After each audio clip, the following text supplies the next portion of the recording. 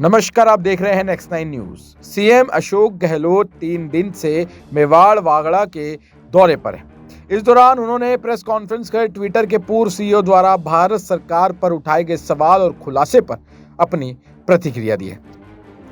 सबसे पहले आपको बता दें कि सीएम अशोक गहलोत रविवार को बंसावड़ा गए थे और सोमवार दोपहर तक वहीं दौरे पर रहे।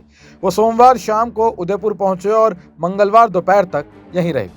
दरअसल पत्रकारों द्वारा पूछे गए सवाल पर सीएम अशोक गहलोत ने कहा कि ट्विटर की पूर्व सीईओ ने ये बात कहने का साहस कर लिया है। देश में संविधान की धज्जियां उड़ रही है, पत्रकार, लेखक और साहित्यकार जेलों में हैं। बीजेपी को आलोचना बर्दाश्त नहीं है, लेकिन लोकतंत्र के अंदर आलोचना अपना एक महत्व रखता है। आलोचना करने से जनता के बीच में अपनी बात रखने का अधिकार मिलता है। आलोचना करने से ये लोग राजद्रोह का केस दर्ज कर देते हैं। ऐसे समय में ट्विटर ने अपनी बात कहने का साहस किया है। आपको बता दें, इसी के साथ हमारे देश के जाने माने अधिवक्ता और जाने माने जो वकील हैं कपिल सिब्बल, उनका भी इस मामले में बयान सामने आया है। राज्यसभा सांसद कपिल सिब्बल ने कहा कि सबसे पहले ये जानना जरूरी है कि जैक डॉर्सी ने ऐसा बयान क्यों दिया। उन्होंने कहा, यानी कि केंद्रीय मंत्री राजीव चंद्रशेखर ने कहा कि ये झूठ है। वो यानी कि जैक डॉर्सी झूठ क्यों बोलेंगे, ऐसा कपिल सिब्बल ने कहा। जैक डॉर्सी के पास झूठ बोलने का कोई कारण ही नहीं है। कपिल सिब्बल ने कहा, जैक डॉर्सी ने बीजेपी के खिलाफ है, ना सरकार के खिलाफ है। ट्विटर किसी के खिलाफ क्यों होगा, वो व्यापार कर रहा है। हाँ, दूसरों के लिए झूठ बोलने की जरूरत कई वजह हो सकती है, क्योंकि वो इसे स्वीकार नहीं कर सकते हैं। उन्होंने कहा कि अगर ऐसा होगा तो उनके साथ वही होगा जो दूसरों के साथ हुआ।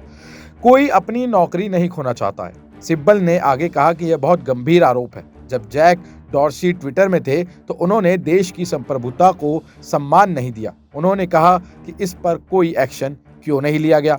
यह हमारी सरकार का कर्तव्य था कि ट्विटर अगर देश की संप्रभुता का सम्मान नहीं कर रहा था तो उसे बंद करते।